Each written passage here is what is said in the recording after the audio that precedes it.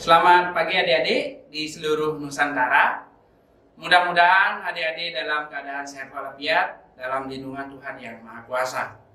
Pada kesempatan yang berbahagia ini, kita akan mengkaji mengenai konflik etnis dan konflik agama.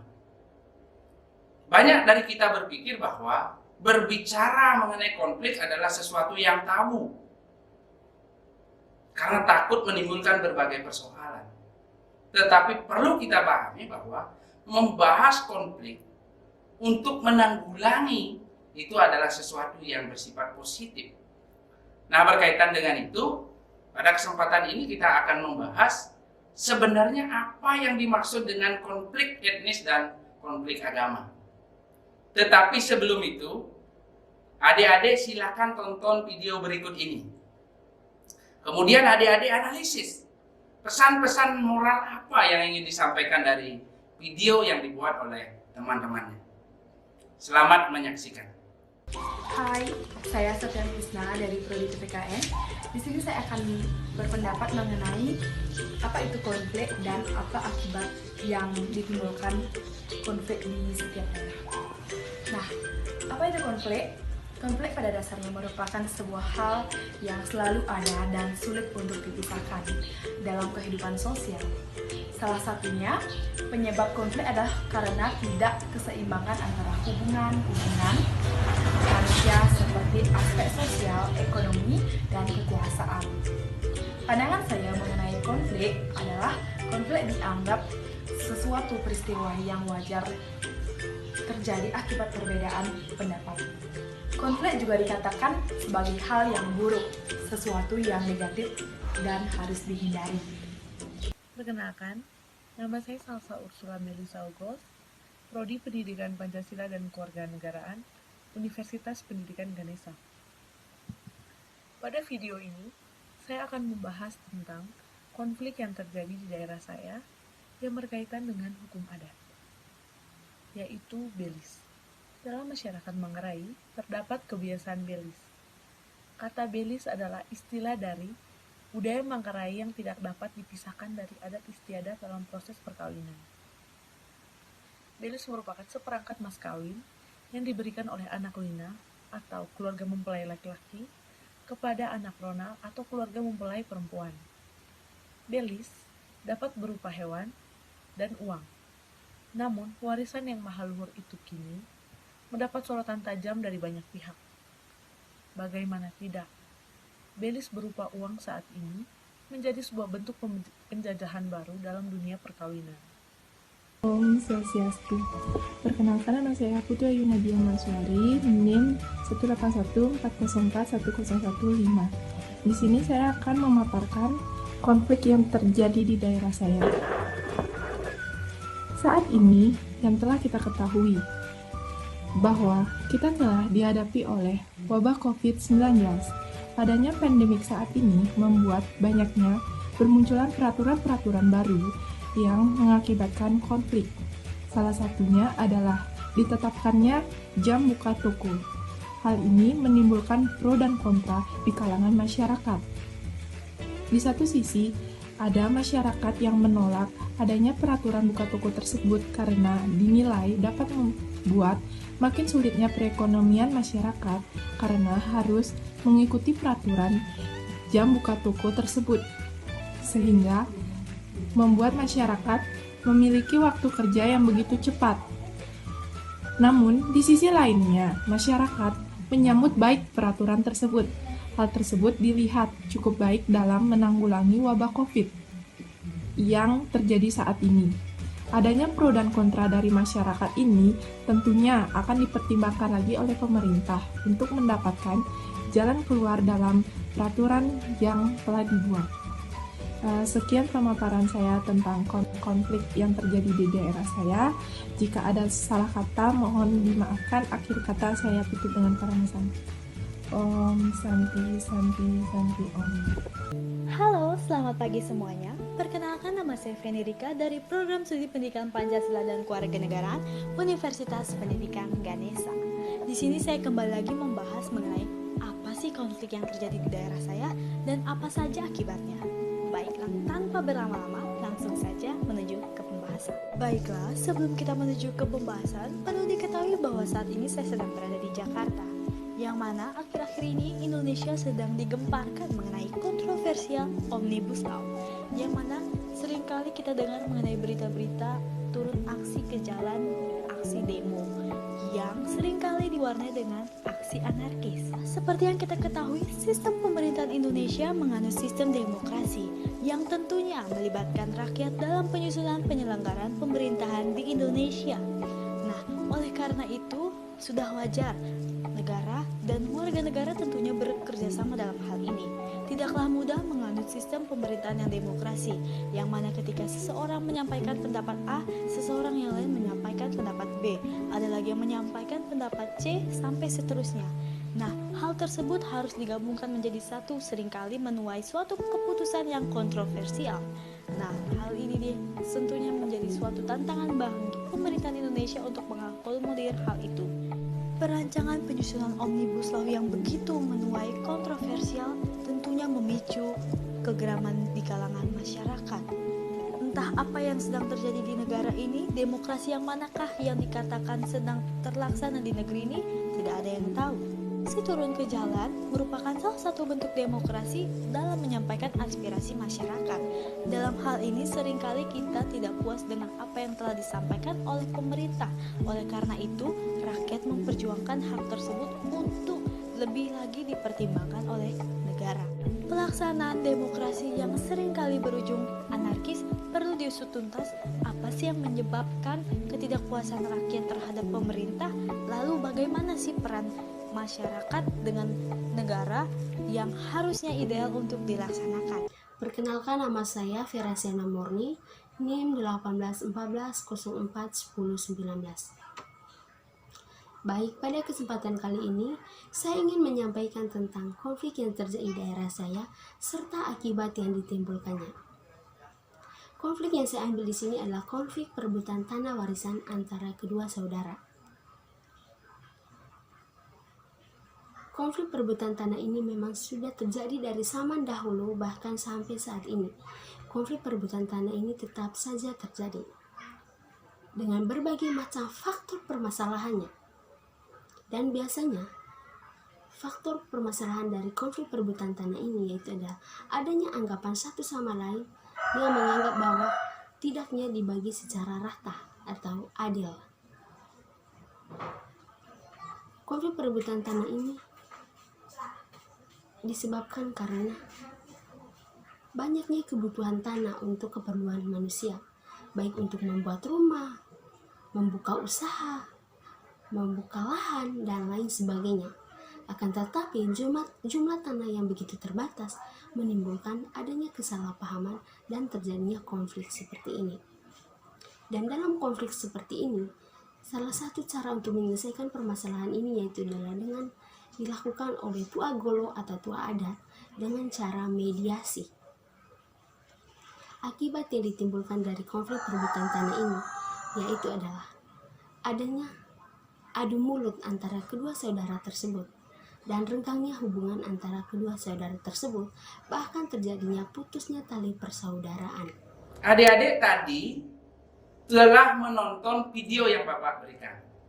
Nah, pasti adik-adik memahami bahwa sebetulnya di Indonesia itu sering terjadi konflik agama maupun konflik etnis. Nah, apa yang dimaksud dengan konflik? Secara sederhana, konflik dapat dimaknai sebagai pertentangan antara individu dengan individu lainnya atau antara kelompok yang satu dengan kelompok yang lainnya. Nah, apakah yang menyebabkan terjadinya konflik? Bisa persoalan yang bersifat politik, bisa persoalan sosial budaya, persoalan ekonomi, termasuk juga persoalan agama dan etnis. Nah, kalau demikian halnya, konflik etnis itu apa? Konflik agama itu apa? Dan konflik politik itu apa? Nah, yang pertama adalah konflik agama. Konflik agama itu adalah konflik yang dipicu oleh persoalan perbedaan agama. Kemudian yang kedua, sentimen yang digunakan adalah sentimen agama. Dan yang terakhir adalah yang berkonflik itu adalah orang-orang yang memiliki agama yang berbeda. Nah, dari situ kita bisa lihat bahwa konflik agama itu sumber orangnya adalah agama yang berbeda. Yang kedua, konflik etnis. Apa yang dimaksud dengan konflik etnis? Konflik etnis itu adalah pertentangan antar etnis. Yang satu dengan etnis yang lainnya. Yang menjadi pemicunya itu biasanya adalah sentimen-sentimen berkaitan dengan etnis. Kemudian pelakunya adalah etnis yang berbeda. Yang terakhir itu berkaitan dengan konflik politik. Nah, konflik politik bagaimana? Konflik politik biasanya dipicu oleh pertentangan politik. Nah, kenapa bisa terjadi pertentangan politik? Itu disebabkan karena adanya perbedaan ideologi politik atau karena perbedaan partai politik. Nah, pelakunya biasanya ini cenderung berbeda dari konflik agama dan konflik etnis. Karena bisa saja dalam konflik politik itu melibatkan orang yang memiliki agama dan budaya yang berbeda. Nah, contoh daripada konflik-konflik itu seperti apa? Banyak kajian yang menunjukkan bahwa berkaitan dengan konflik agama itu contohnya adalah konflik yang terjadi di Ambon, di mana melibatkan dua agama, yaitu agama Kristen dan agama Islam. Kemudian yang kedua, contoh daripada konflik etnis itu adalah konflik di Kalimantan yang melibatkan etnis Madura dengan etnis Dayak, dan itu memakan korban ribuan, baik korban harta benda maupun nyawa. Yang terakhir, konflik politik itu diwakili oleh konflik yang terjadi di timur sebelum kemerdekaan, termasuk juga konflik di Aceh dan di Papua ketika menuntut Papua merdeka. Nah, bagaimana sebetulnya cara menyelesaikan konflik itu? Nah, ini menjadi sangat menarik. Kenapa? Karena biasanya konflik mudah terjadi, tapi penyelesaiannya sangat sulit kita lakukan. Nah, sebetulnya ada 4 model yang dikenal secara umum untuk menyelesaikan konflik. Yang pertama itu adalah model negosiasi. Nah, negosiasi ini sebetulnya adalah pembicaraan antar orang-orang yang mengalami konflik. Kemudian terjadi musyawarah di dalamnya. Dari proses musyawarah itu akan ketemu penyelesaiannya seperti apa. Dan dialog ini sering juga disebut dengan dialog kekeluargaan. Kenapa? Karena melibatkan antar yang berkonflik tetapi sama-sama menjadikan dirinya sebuah keluarga sehingga konflik itu akan selesai. Yang kedua, itu adalah melalui proses mediasi. Nah, proses mediasi itu adalah sebenarnya melibatkan pihak ketiga yang tidak memiliki kepentingan. Untuk apa? Untuk menetralisir konflik yang terjadi. Sehingga tidak memihak pada pihak yang satu atau tidak memihak juga pada pihak yang lainnya. Sehingga dengan demikian melalui mediasi akan bertemu, akan bermusyawarah, kemudian disepakati secara bersama-sama penyelesaiannya. Yang ketiga itu adalah melalui pengadilan. Nah, sebenarnya banyak orang berpikir bahwa penyelesaian konflik melalui pengadilan itu bukanlah penyelesaian. Tetapi sebetulnya itu adalah penyelesaian secara hukum. Karena orang yang merasa tidak mendapatkan keadilan, orang yang merasa tertindas, orang merasa jadi korban, itu akan diberikan keadilan melalui proses peradilan. Oleh karena itu kedua belah pihak harus memberikan keterangan yang sebenarnya. Sehingga nanti dengan adanya putusan pengadilan yang bersifat hukum tetap, itu berarti konflik itu telah berakhir dan antar kelompok yang berkonflik sama-sama hidup secara damai. Yang terakhir itu adalah penyelesaian secara arbitrase. Penyelesaian secara arbitrase ini sebetulnya adalah penyelesaian melalui proses perjanjian. Jadi penyelesaian konflik itu dilakukan dengan cara membuat perjanjian. Perjanjian itu berupa perjanjian hukum, di mana bila pihak yang satu atau yang lainnya melanggar itu, maka akan dikenakan sanksi hukum. Itu. Jadi itulah cara penyelesaian daripada konflik baik itu etnis, agama, dan konflik budaya.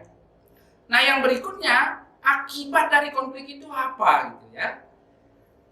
Kita bisa paham bahwa tidak ada konflik yang membawa manfaat yang positif.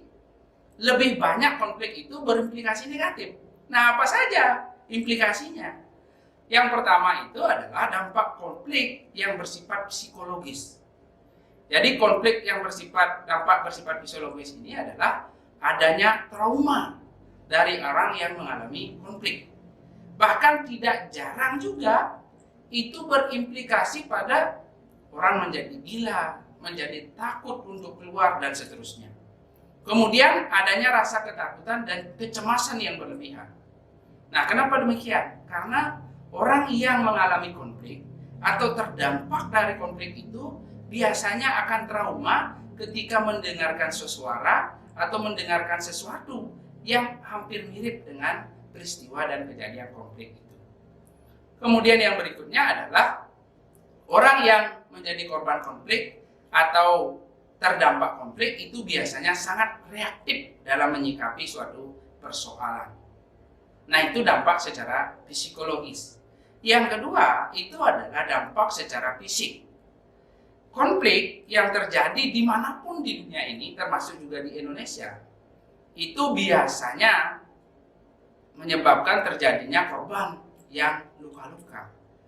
Jadi dalam konflik itu biasanya ada saja korban yang luka.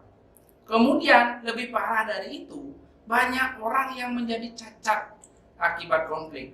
Baik itu pelaku konflik itu sendiri ataupun masyarakat yang tidak tahu menahu berkaitan dengan konflik itu. Dan yang terakhir, yang paling kita takuti adalah sebetulnya korban itu adalah korban jiwa, di mana banyak konflik itu merenggut korban jiwa yang tidak sedikit. Dan yang terakhir itu adalah akibat konflik terhadap sarana prasarana. Jadi biasanya dimanapun terjadi konflik, itu akan ada korban sarana prasarana. Misalnya terjadi pembakaran terhadap gedung-gedung pemerintahan, pembakaran terhadap rumah, kios, pertokoan, dan lain sebagainya. Kemudian selain pembakaran juga biasanya terjadi perusakan.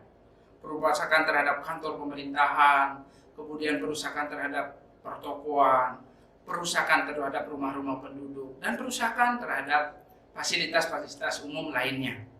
Dan yang terakhir itu adalah terjadinya pencurian terhadap sarana prasarana. Jadi dalam konflik itu banyak sekali orang yang memanfaatkan itu dengan melakukan penjarahan atau melakukan pencurian. Bisa di supermarket, bisa di minimarket, bisa di pasar, termasuk juga bisa terhadap barang-barang yang dimiliki oleh pemerintah. Nah, itulah konsep daripada konflik agama dan konflik etnis, kemudian juga implikasi daripada konflik. Nah, untuk persiapan adik-adik, saya berikan tugas kepada adik-adik untuk membuat video. Jadi videonya berdurasi maksimal 5 menit, kemudian menggunakan bahasa Indonesia, menggunakan pakaian bebas dan rapi. Kemudian video apa yang dibuat? Yang dibuat adalah tanggapan adik-adik terhadap konflik agama dan konflik etnis. Itu yang pertama. Yang kedua adalah tanggapan adik-adik tentang apakah di daerah adik-adik itu pernah terjadi konflik. Kalau pernah terjadi, apa sebabnya? Kemudian kalau tidak pernah terjadi konflik, nah mengapa di daerah adik-adik itu tidak terjadi konflik? Nah, saya harap adik-adik sudah menyetorkan video ini sebelum pembelajaran kita minggu depan. Baik adik-adik, sampai di sini pembelajaran kita untuk pertemuan ini. Saya akhiri dengan mengaturkan Prama Santi. Om Santi Santi Om. Wassalamualaikum warahmatullahi wabarakatuh.